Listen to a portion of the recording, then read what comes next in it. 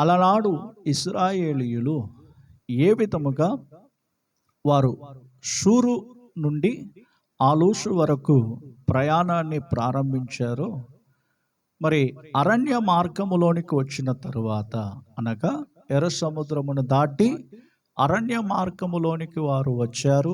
ఈ అరణ్య మార్గములో 3 దినములు ప్రయాణం చేశారు. వారు కాలి నడకన నడిచి వెళ్ళేవారుగా మరి ఆ ప్రయాణం అనేది వారు కొనసాగించారు. మరి దేవుని బిడ్డలు, మరి ప్రస్తుత కాలములలో అరణ్యము అనున్నది మనం ఎక్కడికో వెళ్ళి ఒక అరణ్యములో ప్రయాణము చేసేది కాదు. కానీ అలనాడు పాత నిబంధన భక్తులు, మరి ఇశ్రాయేలీయులుగా పిలువబడిన దేవుని ప్రజలైన వారు అరణ్యములో గుండా వారు ప్రయాణం చేశారు. మరి క్రొత్త నిబంధనలో ప్రభువును నమ్ముకున్న తర్వాత మరి ఈ లోకము అనున్నది మనకొక అరణ్యముగా మార్చబడుతూ ఉన్నది. అంటే ప్రభువు నిమిత్తము సమస్తమును పెంటగా మనము ఎంచుచూ ఉన్నప్పుడు, పౌలు భక్తుడు కూడా మరి ఆయన జీవితంలో మనము గమనించవలసిన మరి ప్రాముఖ్యమైన విషయం ఏమిటంటే, ప్రభువు నిమిత్తము సమస్తమును మరి విడిచిపెట్టి ఆయనను వెంబడించగలిగాడు. మరి యేసు ప్రభు వారి నిమిత్తము సమస్తమును మనం విడిచిపెట్టి ఈ లోకములో మనము ఆయనను వెంబడించుచూ ఉన్నప్పుడు మనకేంటి లాభము అనే ఆలోచనతో మనము కొనసాగుతూ ఉంటాం. ఇదే విషయములను మరి శిష్యులు కూడా యేసు ప్రభు యొద్ద అడిగారు. మరి అన్నిటిని విడిచిపెట్టి మేము మిమ్మల్ని వెంబడించుచున్నాము కదా అన్నప్పుడు ప్రభు అంటున్నాడు, మీకు నిత్య జీవము దొరుకుతుంది అని చెప్పాడు. మరి దేవుని ప్రజలమైనటువంటి మనలో నిత్య జీవము కొరకు మరి ఈ లోకములో సమస్తమును మనం విడిచిపెట్టి ప్రభువును వెంబడించగలుగుతూ ఉన్నాం. మరి క్రైస్తవ ఈ జీవితం అనేది, ఈ ప్రయాణం అనేది ఎందుకొరకు మనము ఈ మార్గములోనికి వచ్చాము, ఎందుకొరకు మనము ఈ ప్రయాణాన్ని కొనసాగిస్తూ ఉన్నాము, ఎందుకొరకు ఈ ప్రయాణములో మనకు ఎదురవుతున్న ప్రతికూల పరిస్థితులన్నిటిని కూడా మనము దాటుకుంటూ మనం వెళ్ళే మార్గములలో మరి ముండ్ల బాటలో వెళ్ళుచూ ఉంటాము, రాళ్ళ తుప్పల మార్గములలో మనం వెళ్ళుచూ ఉంటాము. పలు రకములైనటువంటి మార్గములన్నీ కూడా మన ముందు ఉన్నప్పటికీ కేవలం మన ప్రభు అయిన యేసుక్రీస్తు వారి నిమిత్తము మనము ఈ మార్గములో వెళ్ళొచ్చు ఉందాం. ఎందుకంటే యేసు ప్రభు వారు మనకు తెలియజేసినటువంటి మార్గం ఏమిటి? నూతనమైనదియు జీవమైనటువంటి ఒక మార్గములో ఆయన మనల్ని నడిపిస్తూ ఉన్నాడు. యేసు ప్రభు వారు ఒక మార్గము మనకు తెరిచాడు. యేసు ప్రభు వారి యొక్క మరణము ద్వారా ఒక మార్గం అనేది మనకు తెరవబడి ఉన్నది. ఇది నూతనమైన జీవమైన ఒక మార్గమై ఉన్నది. కనుకనే యేసు ప్రభు వారు చెప్పారు, నేనే మార్గము, నేనే సత్యము, నేనే జీవము అని చెప్పాడు. కాబట్టి ఈ మార్గములోనికి మనం వచ్చాం. ఈ మార్గములోనికి రావడానికి గల ఉద్దేశం ఏమిటంటే, మరి తండ్రి యొద్దకు మనం వెళ్ళడానికి ఆయన మన కొరకు ఒక మార్గాన్ని తెరిచి ఉంచాడు. నా ద్వారా తప్ప తండ్రి యొద్దకు ఎవడునూ రాడు అని చెప్పి యేసు ప్రభు వారు చెప్పాడు కదా. మరి ఆ విధముగానే ఈ క్రైస్తవ మార్గములోనికి రావడానికి గల ఉద్దేశం ఏమిటంటే, మనం ఏదో సంపాదించుకోవడానికో, లేకుంటే ఆస్తులను కూడబెట్టుకోవడానికో, లేకుంటే ప్రతిదానిని మనము ఈ లోకములో మన కొరకు మరి ఏదైతే సంపాదించుకోవాలనే ఆశ కలిగి ఉంటూ ఉన్నామో అవన్నీ కూడా మనం విడిచిపెట్టి యేసు ప్రభు వారి నిమిత్తము సమస్తమును మనము విడిచిపెట్టాలి. ఇదే క్రైస్తవ మార్గము యొక్క పునాది. క్రైస్తవ మార్గము యొక్క పునాది ఏమిటంటే, సమస్తమును విడిచి ప్రభువును వెంబడించడం. మరి సమస్తమును విడిచి ప్రభువును వెంబడించాలంటే అది కష్టతరమైనటువంటి ఒక కార్యము. అయినను ఈ కష్టముల మధ్యలో కూడా మనము ప్రభువును వెంబడించడం అనేది చాలా గొప్ప విశేషముగా మన జీవితాలలో కనబడుతూ ఉన్నది. ప్రియ దేవుని ప్రజలారా, మరి అరణ్య మార్గములో వారు 3 దినములు నడిచి ప్రయాణాన్ని కొనసాగిస్తూ వచ్చారు. మరి అరణ్యము అనగా మరి తినడానికి త్రాగడానికి ఏమీ దొరకనటువంటి ఒక ప్రాంతం అది. అరణ్య మార్గములో ఏమైనా దొరుకుతుందా? తినడానికి కానివ్వండి, మరి త్రాగడానికి కానివ్వండి, మరి ప్రతిదీ కూడా అరణ్యములో మనకు దొరుకుతుందా? ఏ విధమైనటువంటి ఆహారపు వస్తువులు కానివ్వండి, మరి ఏ విధమైన మరి సహాయపడేటువంటి మన శరీరాన్ని పోషించుకోవడానికి ఏ విధమైనటువంటి ఆహారపు వస్తువులు కూడా అరణ్య మార్గములో దొరకవు. మరి కాలి నడకన వారు నడిచి వెళుతూ వచ్చారు. మరి నా ప్రియ దేవుని ప్రజలారా, ప్రస్తుతం ఉన్నటువంటి ఇశ్రాయేలీయుల ప్రాంతాన్ని మనం గమనించినట్లయితే మరి ఏ విధముగా ఉన్నదో ఆ ప్రాంతమునకు వెళ్ళి వచ్చిన వారు చెప్పే మాటలు చాలా అద్భుతంగా ఉంటాయి. వినడానికి చాలా విశేషమైన మాటలు వారు ద్వారాగా మనం తెలుసుకోగలుగుతూ ఉంటాం. ఎప్పుడెప్పుడా మనం కూడా ఆ ప్రదేశానికి వెళ్ళాలి, ఆ ప్రదేశంలో మనము కూడా వెళ్ళి అడుగు పెట్టాలి అనే ఆశ మనలో కూడా కలుగుతుంది. కానీ ఆ కాలములో అనగా మోషే నాయకత్వములో, మోషే ఒక నాయకుడిగా ఉన్న ఆ సమయములలో మరి ఇశ్రాయేలీయులు మోషే మాట విని మరి వాళ్ళందరూ కూడా బయలుదేరి ఎర్ర సముద్రమును దాటి మరి షూరు అరణ్యములోనికి వారు వచ్చినప్పుడు వారందరూ కూడా మోషే నాయకత్వము క్రింద నడిపించబడ్డారు. అరణ్య మార్గములోనికి వెళ్ళినా కూడా మరి 3 దినములు వారు నడిచి ఆ ప్రాంతం అంతటిని కూడా దాటుకుంటూ మరి మరొక చోటకి వారు ప్రయాణాన్ని కొనసాగిస్తూ వచ్చారు. నా ప్రియ దేవుని ప్రజలారా, మరి నేడు కూడా దేవుని బిడలమైన మనము బాప్తిస్మము తీసుకున్న తర్వాత, మనము రక్షింపబడి మారు మనసు పొంది బాప్తిస్మము తీసుకున్న తరువాత ఈ లోకము అనున్నది మనకు ఒక అరణ్యముగా మార్చబడాలి. మనం అనుకున్నదంతా కూడా నెరవేర్చుకుంటూ పోతే అది మనకు ఒక అరణ్యముగా ఉండదు. మన యొక్క ఇష్టము చొప్పున మనం నడుచుకుంటూ వెళుతూ ఉన్నట్లయితే మరి దేవుని యొక్క చిత్తము ఎక్కడ మనం నెరవేర్చగలము? నేటి క్రైస్తవ సమాజములో మరి చాలామంది తమ యొక్క ఇష్టము చొప్పున నడుచుకునేవారుగా ఉంటున్నారు. దేవుని యొక్క చిత్తం ప్రక్కన పెట్టేస్తున్నారు. దేవుని చిత్తము జరిగిస్తున్నారో జరిగించడము లేదో తర్వాత విషయం అన్న రీతిలో ఈ రోజుల్లో మనం బ్రతుకుతూ ఉన్నాం. ఎందుకంటే దేవుని చిత్తం నెరవేర్చడం అంటే అది మనకు ఒక చేదైన మార్గముగా కనబడుతూ ఉన్నది. దేవుని వాక్యం ఇలా చెప్తూ ఉంది, తండ్రి చిత్తమును నెరవేర్చువాడు నిరంతరము నిలుచునని చెప్పాడు. మరి దేవుని వాక్యానుసారముగా, దేవుని యొక్క చిత్తానుసారముగా మన జీవితాలు కట్టబడాలి కదా. మరి దేవుని యొక్క చిత్తము ఎందుకు మనం నెరవేర్చలేకపోతూ ఉన్నాము? దేవుని యొక్క చిత్తముకు బదులుగా మన యొక్క స్వంత చిత్తములన్నిటిని కూడా నెరవేర్చడానికి మనం ప్రయాసపడుతూ ఉన్నాం. దాని మూలముగా మనం అనేక విధములైన ఇబ్బందులను మనం ఎదుర్కొంటూ ఉంటాం. దేవుణ్ణి అడగడము కానివ్వండి, దేవుని సన్నిధిలో మనము కనిపెట్టడము కానివ్వండి, దేవుడు ఆయన చిత్తము ఏమిటో అని తెలుసుకోలేనటువంటి ఒక దౌర్భాగ్యమైనటువంటి స్థితి నేటి క్రైస్తవ సమాజములో మరి కనబడుతూ ఉంది. ఇవి అనేక చోట్ల మనం చూస్తూ ఉన్నాం. దేవుని యొక్క చిత్తము ఉందా, దేవుని యొక్క చిత్తము లేదా అనే ఆలోచన కూడా మనం కోల్పోతూ ఉన్నాం. కారణం ఏమిటంటే టెక్నాలజీ పెరిగే కొద్దీ, మనుషుల యొక్క జ్ఞానము కూడా పెరిగే కొద్దీ ఏ విధముగా మారిపోతున్నారంటే దేవునికే మరి నేర్పే విధానములో నేడు మానవుడు కూడా కనబడుతూ ఉన్నాడు. ఇది ఎంత మోసకరముగానో, ఎంత భయంకరమైనటువంటి సిచ్యువేషన్లో లోకం అనేది మరి కొనసాగుతుందో మనం గమనించాలి.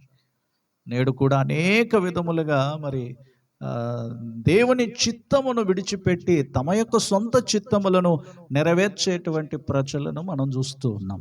అందుకనే మన యొక్క స్వయ చిత్తములను విడిచిపెట్టి దేవుని యొక్క చిత్తమును నెరవేర్చడానికి మరి అరణ్య మార్గములో వారు ప్రయాణమును కొనసాగిస్తూ ఆ మార్గములో వారు ప్రయాణం చేస్తూ వచ్చారు. మరి ఈ అరణ్య మార్గములో వారు నడిచి వెళ్ళేటప్పుడు వారికి మారా అను ఒక స్థలము ఆ దగ్గరకు వారు వచ్చారు. నిర్గమాకాండము మరి 15వ అధ్యాయము 23వ వచనము నుండి 26వ వచనం వరకు నేను చదువుతాను, మీరు గమనించండి. నిర్గమాకాండము 15వ అధ్యాయము 23వ వచనము నుండి 26వ వచనం వరకు. మారా నీళ్లు చేదైనవి గనుక వారు ఆ నీళ్లు త్రాగలేకపోయేది. అందువలన దానికి మారా అను పేరు కలిగెను. ప్రజలు మేమేమి త్రాగుతామని మోషే మీద సనుగుకొనగా అతడు యెహోవాకు మొరపెట్టెను. అంతటా యెహోవా అతనికి ఒక చెట్టును చూపెను.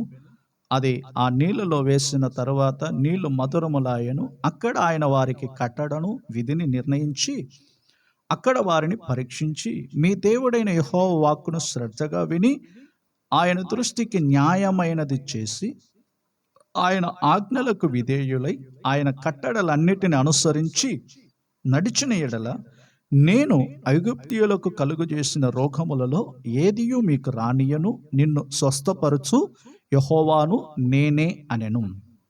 నా ప్రియ దేవుని ప్రజలారా, మారా అను స్థలమునకు వారు వచ్చారు. అరణ్యములో 3 దినములు ప్రయాణం చేసి మరి నడిచి వారు ఎదుర్కొన్నటువంటి ఏదైతే పరిస్థితులు ఉన్నవో అవన్నిటిని దాటుకొని మరి అలసిపోయి సొలసిపోయి సొమ్మసిల్లిపోయి ఆ అరణ్య మార్గము గుండా వారు వచ్చేటప్పుడు ఈ మారా అను స్థలములకు వచ్చేటప్పుడు వారికి త్రాగడానికి నీళ్లు లేకుంటే దాహము కలిగిన వారుగా ఉన్నప్పుడు మరి మోషేని అడిగారు, అయ్యా మాకు త్రాగడానికి మరి నీళ్లు కావాలి అని అన్నప్పుడు ఆ ప్రాంతంలో వారు ఆ మారా నీళ్లు చేదైనటువంటి నీళ్లుగా ఉన్నట్లుగా ఇక్కడ మనం చదువుతూ ఉన్నాం. మోషే ఎర్ర సముద్రము నుండి జనులను సాగ చేయగా వారు సూరు అరణ్యములోనికి వెళ్ళి దానిలో 3 దినములు నడిచిరి. అచ్చట వారికి నీళ్లు దొరకలేదంట. అరణ్యములు ఏం దొరకలేదు? నీళ్లు దొరకలేదు. అరణ్యములో వారికి నీళ్లు దొరకనందువలన వారు ఏం చేశారు? మోషే మీద సనగడం మొదలుపెట్టారు. మరి ఈ రోజుల్లో కూడా మనము ఆశించినది మనకు దొరకనప్పుడు మనము కూడా ఏం చేస్తున్నాము? సనిగే వారము గాను గొనిగే వారము గాను పలు రకాలుగా మనము హృదయ అంతరంగములో మరి దేవుణ్ణి విసిగించేటువంటి క్రియలు మన జీవితాల్లో ఉంటూ ఉన్నాయి. మారా అను స్థలమునకు మరి చేదైన నీళ్లు ఆ ప్రాంతములో వారు కనుగొన్నారు. వారు నీళ్లు చూడగానే వెంటనే త్రాగేయాలని చెప్పి అనుకున్నప్పుడు ఆ నీళ్లు ఎలా ఉన్నాయి? వారికి చేదైన నీళ్లుగా ఉన్నాయి. మరి చేదైన నీళ్లు ఎవరైనా తాగుతారండి? చెప్పండి. మా చిన్నప్పుడు చిన్న ప్రాయంలో మేము చెన్నై ప్రాంతంలో ఉన్నప్పుడు అక్కడ మెట్రో వాటర్ అనేది వాళ్ళు ట్యాంకుల ద్వారాగా తీసుకుని వచ్చేవాళ్ళు. అక్కడ వాళ్ళు ఏం చేసేవాళ్ళంటే ఆ ట్యాంకులలో బ్లీచింగ్ పౌడర్ వేసేసి బాగా కలిపేవాళ్ళు అనమాట. అలా కలుపుతూ ఆ ట్యాంకులలో తీసుకుని వస్తూ ఉంటారు. త్రాగడానికి మాకు ఎలా ఉండేదంటే చాలా పరమ చేదు. ఆ నీళ్లు తాగలేకపోయేవాళ్ళం. అయినా కూడా చిన్న ప్రాయంలో కాబట్టి మరి తాగాల్సి వచ్చింది. మరి ఈ రోజుల్లో కూడా ఎంతోమంది జీవితాలలో ఆశించినది మరి దొరకనప్పుడు వారు కోరుకుంటారు, ఇవి జరగాలి, ఇవి జరగాలి, ఇలా జరగాలి, అలా జరగాలని చెప్పి కోరుకుంటారు. కానీ అవి జరగనప్పుడు వాళ్ళు ఏమవుతున్నారంటే మరి దేవుని మీద సనిగే వారుగా మారిపోతూ ఉన్నారు. అలనాడు మారా నీళ్లను మధురముగా చేసిన దేవుడు ఈరోజు నీ జీవితములోను నా జీవితములోను ఆయన మధురముగా అనేక కార్యములను చేయగలడు. ఆయన యందు మనం ఏం చేయాలి? విశ్వాసం ఉంచే వారముగా ఉండాలి. మరి మారా నీళ్లు ఎలా మధురముగా మార్చబడ్డాయి? మారా ప్రాంతంలో ఉన్న నీళ్లు చేదైన నీళ్లు ఉన్నాయి. ఆ చేదైన నీళ్లు ఎలా మార్చబడ్డాయి? మోషే మరి దేవునికి మొరపెట్టినప్పుడు దేవుడు ఒక చెట్టును చూపించాడు. ఆ చెట్టుని తీసుకుని వచ్చి ఆ నీళ్ళలో వేసిన తర్వాత 25వ వచనములో, నిర్గమాకాండం 15వ అధ్యాయము 25వ వచనం మీరు గమనించండి. అతడు యెహోవాకు మొరపెట్టెను. అంతటా యెహోవా అతనికి ఒక చెట్టును చూపెను. అది ఆ నీళ్ళలో వేసిన తరువాత నీళ్లు మధురములాయెను. అక్కడ ఆయన వారికి కట్టడను విధిని నిర్ణయించి అక్కడ వారిని పరీక్షించి. చూడండి, ఇక్కడ ఒక చెట్టును చూపెను. ఆ నీళ్ళలో ఆ చెట్టు వేయబడిన వెంటనే అది మధురముగా మారెను. ఈ చెట్టు ఎవరో కాదు, మన ప్రభు అయిన యేసుక్రీస్తు వారు. మారాగా ఉన్న మన జీవితాలను మధురముగా మార్చబడాలంటే యేసు ప్రభువును అంగీకరించాలి. యేసు ప్రభువును సొంత రక్షకునిగా మనం అంగీకరించినప్పుడు మన జీవితాలన్నీ కూడా మధురముగా మారుతాయి. మరి నేటి దినాలలో అనేకులు ఏమంటున్నారంటే, యేసు ప్రభు వద్దు, యేసు ప్రభు మార్గములు వద్దు, యేసు ప్రభు క్రియలు వద్దు, యేసు ప్రభు మనకు వద్దే వద్దనన్న రీతిలో ఈ రోజుల్లో బ్రతుకుతున్నారు. మరి జీవితాలలో ఎలా మార్పు కలుగుతుంది? అందుకని ఎక్కడ చూసినా క్రోధాలు, కక్షలు, విభేదాలు, భయంకరమైనటువంటి దుర్మార్గపు పనులు, చెడు పనులు, ఇవన్నీ కూడా కలగడానికి గల కారణాలు ఏమిటి? జీవితాలలో మార్పు లేనటువంటి వారుగా మారిపోతున్నారు. యేసు ప్రభువును అంగీకరించడం లేదు. ఆ ప్రియ దేవుని ప్రజలారా, ఈ మాటలు మరి వింటున్నటువంటి మీ హృదయాలలో మరి మారాగా ఒకవేళ ఉన్నట్లయితే మధురముగా మార్చబడాలంటే యేసు ప్రభువుని నమ్మండి. మరి నేను నమ్మాను, యేసు ప్రభు నేను నమ్మాను, నా జీవితం మార్చబడింది. ఒకానొకప్పుడు ఎంతో భయంకరమైనటువంటి స్థితిలో బ్రతికిన వాళ్ళం అయినను దేవుడు తన మహా కనికరమును బట్టి, తన కృపను బట్టి నా జీవితాన్ని ఆయన మార్చగలిగిన దేవుడు మరి మీ జీవితాలు కూడా ఆయన మార్చగలడు. మారాగా ఒకవేళ ఉన్నారేమో, మారాగా మీ కుటుంబాలలో చేదైన అనుభవాలు మీరు ఎదుర్కొంటున్నారేమో. నా ప్రియ దేవుని బిడ్డలారా, ఈ రాత్రి వేళ ప్రభువును అడుగుదాం, దేవా నీవు మా జీవితాలు మార్చండి అని. నీవు కల్వరి శిలువలో ఆయన మరణించావు కదా, ఆ దర్శనం నాకు ఇవ్వండి, నీవే నిజమైన దేవుడు అని చెప్పి అందరూ చెప్తూ ఉన్నారు. మరి నాకు కూడా దర్శనం అవ్వండి ప్రభువా అని చెప్పి మనం ఎందుకు అడగకూడదు? నయోమి జీవితాన్ని ఉదాహరణగా మనం చూడగలం. నయోమి మధురముగా ఉన్న ఒక జీవితము. ఆమె మోయాబు ప్రాంతములోనికి వెళ్ళిన తర్వాత సర్వమును కోల్పోయి తిరిగి వచ్చేటప్పుడు ఆమెను కనుగొన్నటువంటి వారందరిని చూసి ఆమె చెప్పిన మాట ఏంటో తెలుసా? నన్ను నయోమి అనకండి, నన్ను మారా అనండి అని అంటున్నది. సర్వమును కోల్పోయింది అంటే, మారా అంటే చేదైన అనుభవములు, సర్వమును కోల్పోయేటువంటి అనుభవములు. సమస్తమును కోల్పోయి తిరిగి మరలా ఆమె తన స్వదేశమునకు వస్తూ ఉన్నది. భర్తను కోల్పోయింది, పిల్లలనిద్దరును కోల్పోయింది, సమస్తమును కోల్పోయి తిరిగి వచ్చేటప్పుడు రిక్తురాలుగా తిరిగి వస్తూ ఉన్నది. ఆమెను చూసిన వారందరూ కూడా నయోమి వస్తుందని చెప్పినప్పుడు నన్ను నయోమి అనకండి, నన్ను మారా అనండి అని అంటున్నది.